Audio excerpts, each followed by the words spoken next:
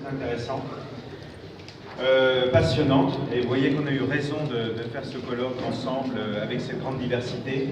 C'est que premièrement, la question du train, c'est une question publique et qui ne concerne pas simplement les cheminots, les collectivités territoriales, mais elle concerne la société tout entière.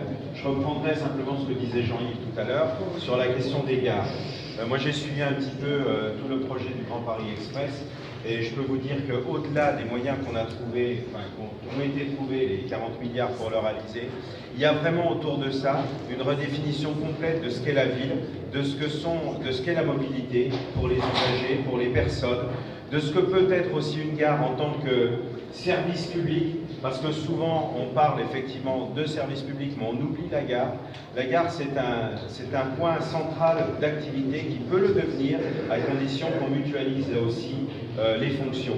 Et je crois qu'on a, dans l'avenir, vraiment à réfléchir sur cette question. En tout cas, d'autres s'y sont penchés avec réussite, notamment dans l'espace métropolitain, mais j'en reviendrai rapidement. La deuxième question, et pas simple, il y a aussi bien sûr la question d'environnement, mais ça a été dit, les questions civilisationnelles. On ne peut pas accepter aujourd'hui qu'on nous dise, effectivement, après avoir fait la COP21, eh bien, de mettre les gens sur la route avec toutes les questions que ça pose, et éventuellement l'accidentologie, tu as bien raison, qui est trop massive. La deuxième question que je voudrais dire, c'est quand même, il ne faut pas oublier pourquoi les réformes territoriales ont été faites. Je parle du point de vue des collectivités et les baisses de dotation. Ça a été dit, mais je le réaffirme, la volonté, ça a été de faire moins de public, de revenir sur la dépense publique et de donner des marchés au privé pour satisfaire les actionnaire. Ce sont des choses qui ont une traduction dans tous les domaines de la société. Et sur le transport, ça va beaucoup plus vite parce que nous avons eu la réforme ferroviaire, ensuite il y a eu le rapport Duron, ensuite il y a eu la loi Macron, et puis ensuite il y a eu aussi le quatrième lame qui était le changement politique au niveau des régions, c'est-à-dire avec la remise en cause de cela, c'est-à-dire avec la réduction de la dépense publique, et c'est avec Estrosi, au lieu de la combattre, il la met en œuvre. Donc ce sont des choses extrêmement fondamentales, il me semble, et qui peuvent intéresser le débat. Et la troisième chose, c'est qu'il faut faire de ces questions-là vraiment un débat public. Les grands absents, ce sont les usagers. Les usagers qui sont pris à témoin par Estrosi avec toute la politique sécuritaire, le développement des portiques, avec les agents privés pour assurer la sécurité. Je crois que pour nous, la première des responsabilités, ça a été dit, alors je ne suis pas tellement d'accord avec le terme éducatif de Boris Cyrulnik, je dirais qu'il faut sensibiliser, il faut rendre les usagers acteurs. Quand on les a vus dans les distributions, ils ont été intéressés à ce qu'on a fait, mais quelquefois un petit peu sans illusion, c'est-à-dire en disant de toute façon les choses elles sont faites, et je crois qu'il faut vraiment qu'on agisse à travers notre collectif, à travers ce qu'on a dit aujourd'hui, à travers le débat qu'il va y avoir. Vous savez que Estrosi a décidé d'organiser un débat le 12 octobre à la région, il faut que nous y soyons présents pour dire aussi nos propositions. C'est le comité d'élite, bien sûr, et puis donc on favorise le débat. Donc on a un gros travail d'information.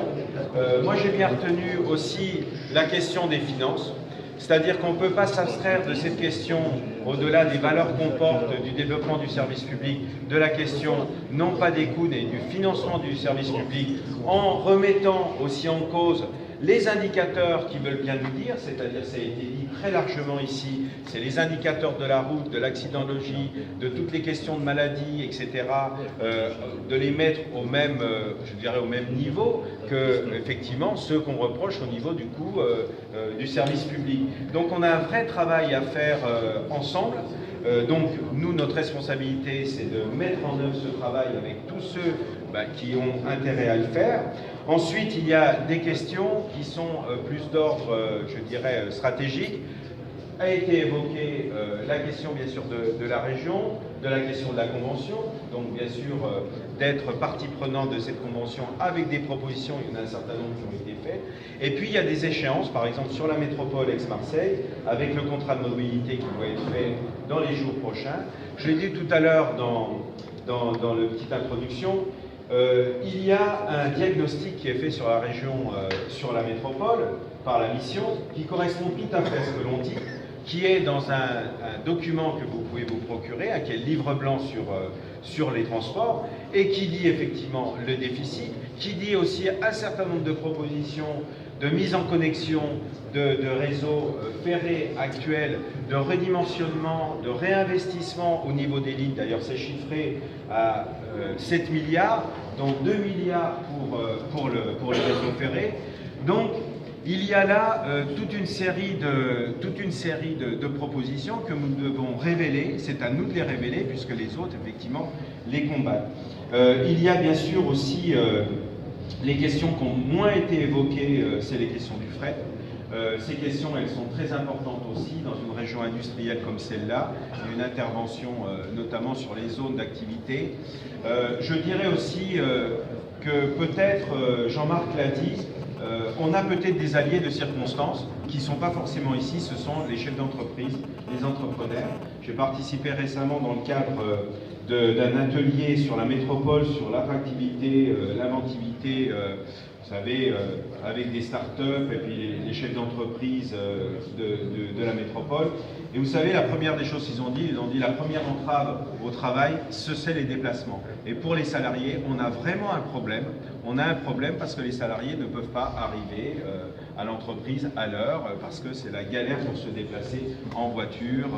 Donc on a vraiment peut-être, de ce point de vue-là, aussi aller de ce côté-là pour trouver des partenaires, parce que je crois que cette question, elle est fondamentale pour l'avenir, si on veut réussir une métropole. Et vous avez parlé des GAFA et de la lutte contre les GAFA. Je vous rappelle quand même que la lutte, elle est inégale. Les GAFA ne payent pas déjà d'impôts en France, parce que la SNCF paye un impôt qui est de 1,5 milliard par an. Est-ce qu'il y a une autre organisation, est-ce que Google, est-ce que Amazon, etc. n'en paye pas? Donc je veux dire que le débat il doit être à ce niveau-là. Et on ne peut pas prendre comme alibi la concurrence qui est faite dans un système complètement déloyal où la SNCF va perdre ses plumes. Je le vois, elle a pris des parts à nouveau dans le cadre sur les VTC pour être présente, pour concurrencer. Ça a été dit par M. Brun tout à l'heure. Tout cela est voué à des pertes qui sont scandaleuses. Il faut se réorienter sur l'activité industrielle, sur l'activité de besoins, de services. Et je crois que quand même ce colloque, il a eu quand même quelque chose de vraiment intéressant, c'est que c'est l'usager qui a été au centre de notre propos. Et voilà, c'est quand même réconfortant puisque c'est quelque chose qui est essentiel pour nous. Nous sommes là pour répondre aux besoins de mobilité, mais aux besoins de bonheur des personnes qui se trouvent en particulier dans notre région. Voilà, merci à tous. Et puis nous